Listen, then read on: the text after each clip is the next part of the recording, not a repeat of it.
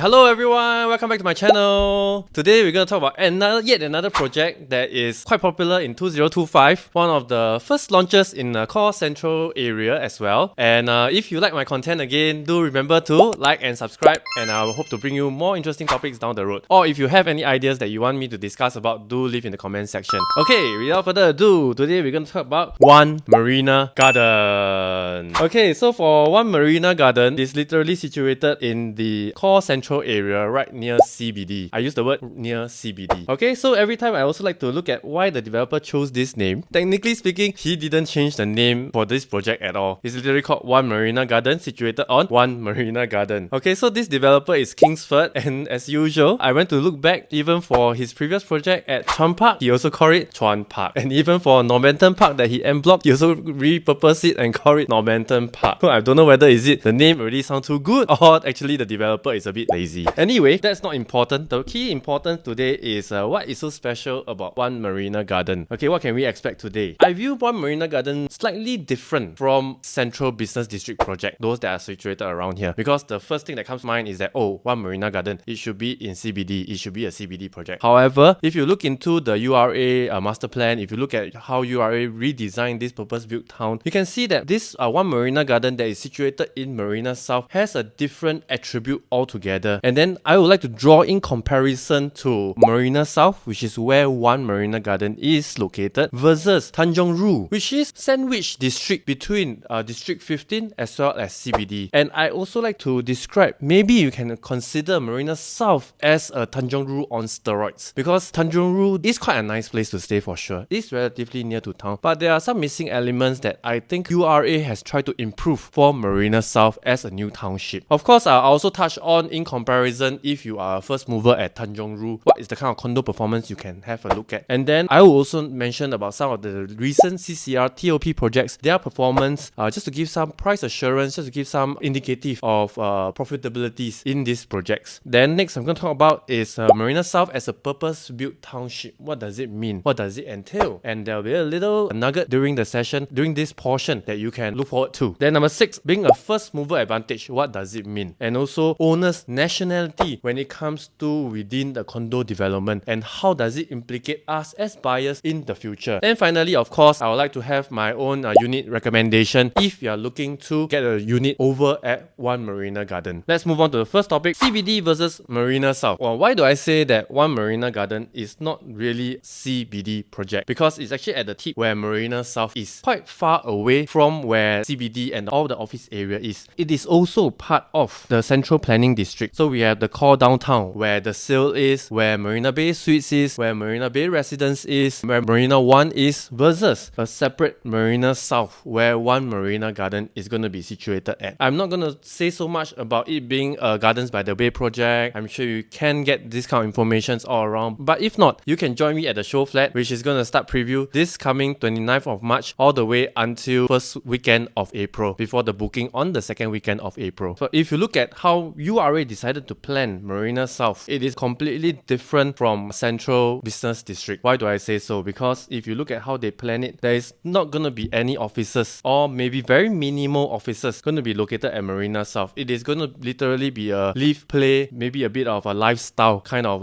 area, as you can see from this design plan by URA. The residential is all on the top portion. Further down towards the bay is all live and play kind of area. This is actually a very interesting design because they actually want to try to create 10 minutes township whereby you can literally walk 10 minutes to get whatever you want in terms of amenities, in terms of food, in terms of childcare, in terms of even to the MRT. And also, of course, if you want to have a stroll down Marina Bay area, it is also very possible as well. That's why I said I feel that if you want to look at One Marina Garden, it should be in comparison, in totality, away from a CBD project, but in close comparison to Tanjong Ru. So I did a bit more research about why did they come up with Tanjong Ru. What is the purpose of having to convert Tanjong Ru into a residential area? Because before that, it is actually a shipyard where actually it's part of an industrial area in the 1960s, 1970s before they start to convert Tanjong Ru. One of the research by NUS actually found out that they actually removed, like what I mentioned, the industrial area from Tanjong Ru and then convert it into a residential waterfront town. Because they did a survey, they they realized that is a interesting demand of waterfront condominiums. People like to live within this kind of area, and this is very evident if you go down to District 15 along East Coast Park. You can see that the take-up rate for the condominiums, especially those with the sea view, is particularly attractive to purchasers, to homeowners, and it's probably an aspiration for some of the upgraders that I have served before that they want to move towards District 15. Essentially, I think the government definitely realized that this is one of the key things that when condo owners, they want to buy, they want to purchase, they want to go for. And waterfront living is very limited in Singapore if you can look on our geographic map. Most of them actually falls within the south to the eastern border of Singapore. Having said this, I feel that why One Marina Garden is allowed by the government, of course, and why the whole township of Marina South is gonna happen is because of such a demand. Probably the government has tried to test bed it out at Tanjong Ru, and they find that it's quite successful. Why not we replicate this model even better scale that will attract more people down to live within the downtown core area. Having said this, Tanjong Ru is full of quite old condominiums, but let's look at how they actually perform. Okay, so taking a very quick reference of 3 different condos in Tanjong Ru, basically Century Green, Tanjong Ria, and Water Place. You can see that if you are the first owner, there are always, in a way, if you have watched my previous video on being a new launch or a resale owner, right, you can see that there is a lot of downside protection and upside potential as the area starts to get developed, and more amenities as well as a new MRT line being added into Tanjong Ru area. This transpires to, if you are looking at being the first owner, probably in the new township at Marina South, you can actually potentially have the same kind of traction down the road if you have a holding period of say a 6, 7 or even 10 to 15 years kind of outlook. And even if, say for example, for a short holding period of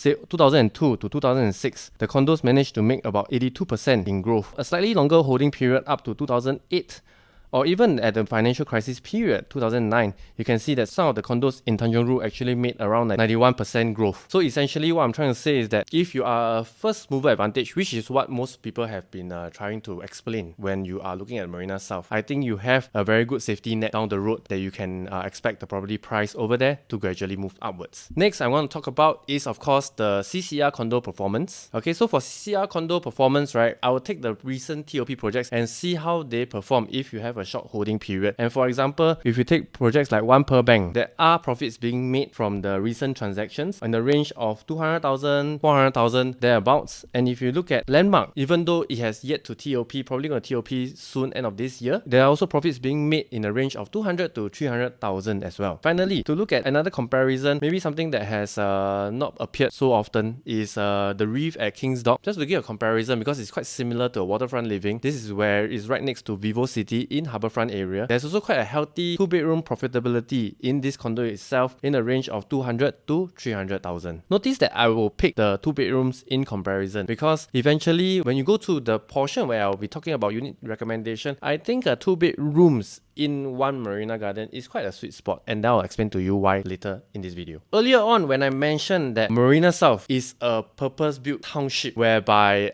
it has 10 minutes to the MRT, 10 minutes to the lifestyle in the area. Basically, I think this is actually very important because I myself, I stay in CBD, I stay at the sale.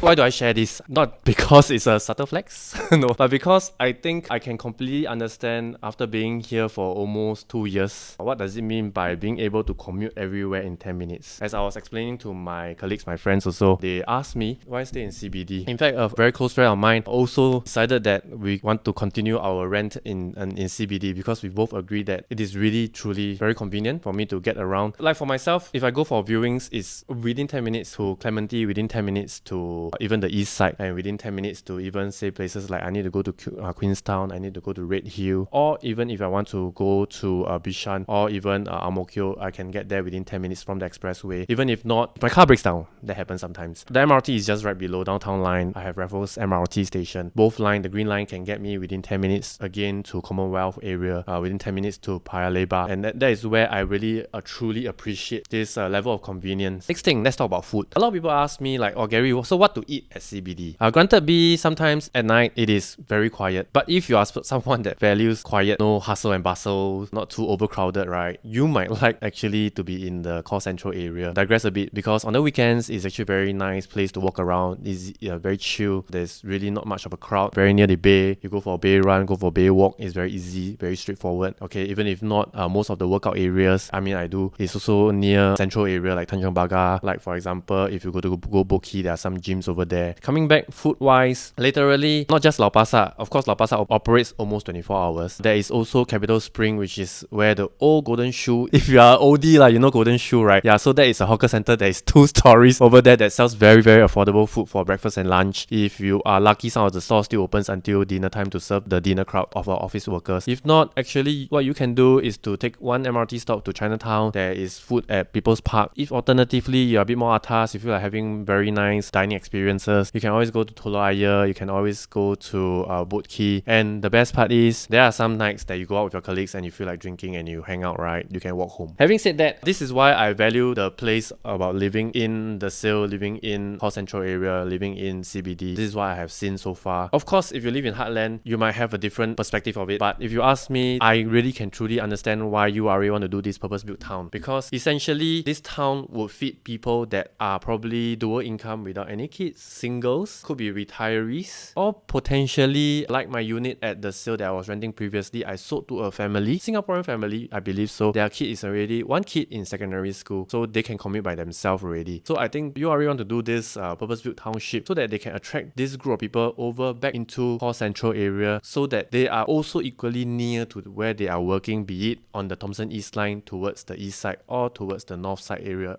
alternatively if not right next to CBD. And so the OCR prices and RCR prices are more tame down the road. Because can you imagine everyone starts to go and buy from OCR, RCR near MRT, near school, near parents? I think then that will be a problem in the OCR, RCR area. I feel that this is quite an interesting move if you look beyond just focusing on it being Core Central or CBD project. It's also government's attempt to try to divert this group of people, come back to CBD, you know, come to this kind of township. I build it for you. There is MRT, there is also convenience, there is also childcare, so that at least we will keep the prices all over throughout Singapore more consistent. Okay, so this is just my perspective. Coming down, first mover advantage. Having said about the staying portion, first mover advantage, just to give my viewers some assurance, or people that are considering One Marina Garden some assurance, is that when you come in as a first mover advantage, when you come in as a first owner, generally I always feel that it's quite safe so far through the track records, and especially when your downside is protected and everyone comes in at similar pricing on day one or on the first phase of the launch. And we can see actually, if you zoom in, because CBD projects has been stained by huge losses, non-profitable, and if we were to zoom in, my company actually did a very nice research on, say for example, the Sale. There was a recent headline that says that this unit actually made about 1.65 million losses. But if you were to dive deeper into it, right, the person that made the loss is actually the third owner. The first and the second owner actually made huge profits. And essentially, if we were to weed out this second or third owner, because now very hard to speculate, and also there is also seller stamp duty, it prevents a lot of speculators from turning around the OTP, not like the past in 08 when people can just trade OTP and then make a bit of profit out of it, right? Essentially, you'll be the one that reaps the final profit, even if you are the first buyer and eventually you sell it at $2.55 million, even though it was a loss in the resale market. But if you are the first owner at 1.16, you sell it for 2.55, I think you still net decent profit lah. So essentially, what this data is trying to say is that on surface, yes, the news always like to announce very flashy things, wow, big losses. However, if you dive deep and look, right, actually the first owner is still relatively quite safe. They still have the bargaining power, they still have the holding power as well. If you want to have more details on this data that's done by my company from WhatsApp me, I will send it over to you, the information, so that you can have a better sense of how CBD projects have been performing. But essentially, there is a good chunk of profitability at the Sale. There is also a good chunk of the unprofitable ones. And if you dive deep into it, most of the unprofitable ones are through them being a resale owner and not being the first owner. Whereas those that are profitable, 1,137, they are mostly the first owners for sure. There are also, of course, some of them that are being second owners, they are being third owners because they managed to luckily find a good deal. But essentially, I always feel that when it comes to property journey, it comes to capital appreciation, I do not want to be reliant on luck. I like to rely on more of how can I take advantage of the developer's willingness to sell and henceforth come in as the first owner. So essentially, being the first launch, even in this data, if we were to account for the last two projects that is being launched in Marina, which is Marina Bay Suites and Marina 1, okay, the sale, which is the first mover in this CBD cluster of condo, still shows the highest profit and growth in this area. And this is trying to signify not just being the first owner in the condo, but also being the first mover in the whole new township. I always like to tie in one more thing that I realized that I believe is also part of the government's way of looking at how to ensure property prices in the CCR remains more consistent is by having less foreign ownership in the condo itself. What do I mean by that? If you notice just now earlier when I was describing between One Per Bank and Landmark, you can see on the screen itself the pink portion of the pie represents Singaporean ownership. If you just look at it like this, that means nothing to you. But if you were to look at how Singaporean we hold houses and how we were to make sure that we only want to let go when the prices move up, because this is only when I'm a practitioner, when I talk to sellers, I understand they will have a very common consensus is, Gary, if I cannot sell this place for this particular amount of profit, I rent out. I don't want to sell at the same price that I buy in and or lower. Very, very least likely they want to do that. Henceforth, this holding power and this mindset actually helps to make sure that the condos resale data presents to be quite strong, presents to be good in terms of valuation in the resale market. Versus if we were to look at the initial CBD projects like the sale, like Marina Bay Residence, Marina Bay Suites,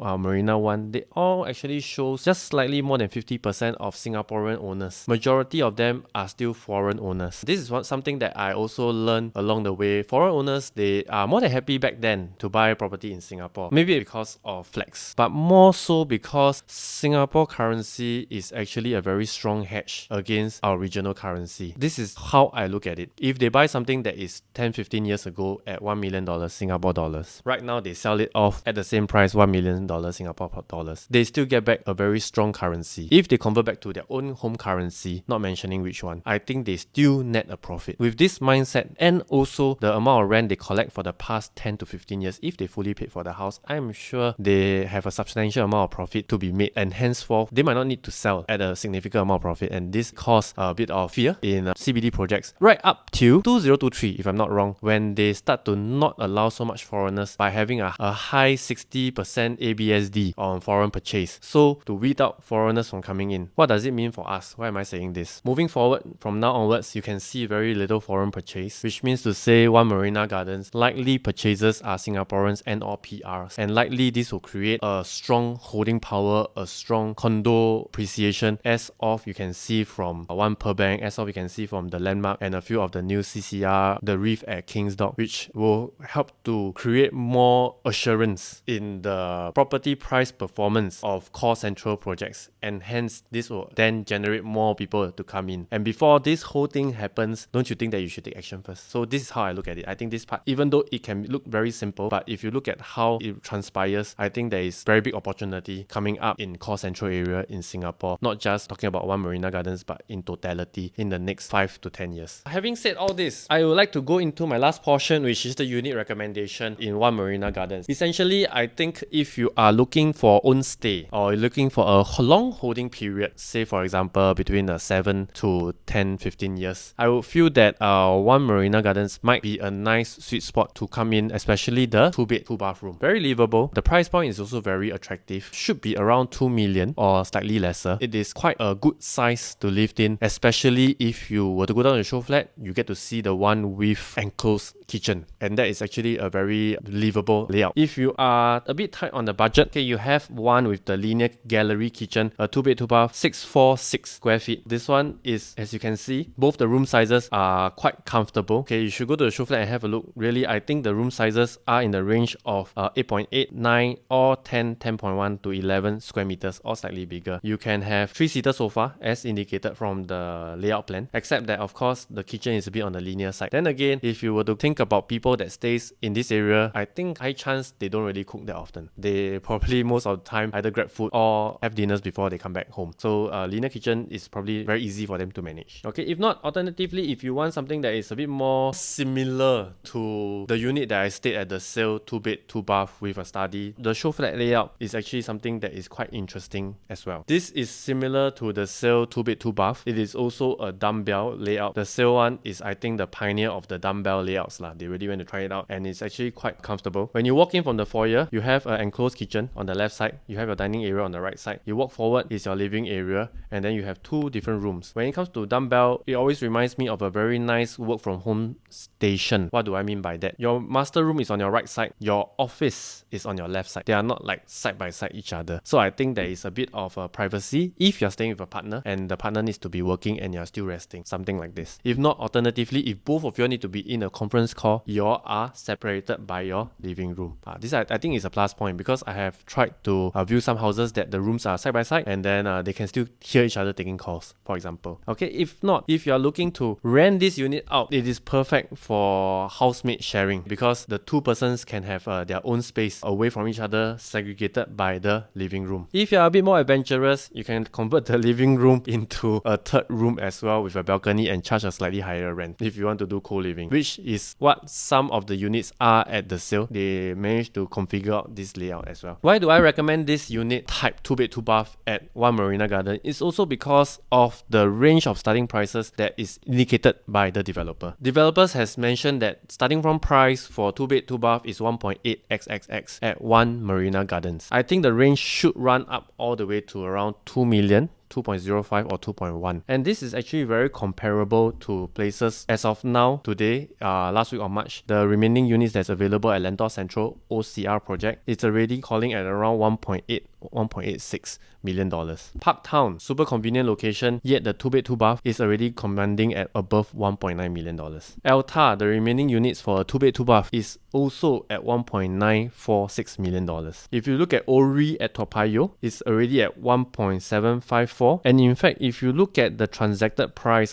there is also one unit that is transacted at 3,000 PSF at the Ori 2-bed 2-bath as well. Similarly at Chuan Park, okay, which is also a OCR project, 2-bed 2-bath is already at 1.945. This means that if I were to come in at 1.8 to 2 million dollars in a cost central area right near the CBD, I think it's a bit of a no-brainer. The only question is I always pose to some of the people that are keen is, what is our queue number? What is our ballot number? I think end day, if you have a good ballot number and you are considering like you want to live near CBD, I think it's a very good consideration. You should probably go for it. But of course, if your ballot number is not so good, hopefully you get the unit that you want lah. Basically, this is how I look at it in comparison to what has been launched, in comparison to OCR, RCR. With the help of harmonization, One Marina Garden's pricing is truly quite attractive. And even if now thinking out loud, if you turn it around in the resale market, I think it is still justifiable if you want to sell it down the road at, say for example, 2.3 million dollars. People can still understand that, oh, this is a town project, this is a CCR project.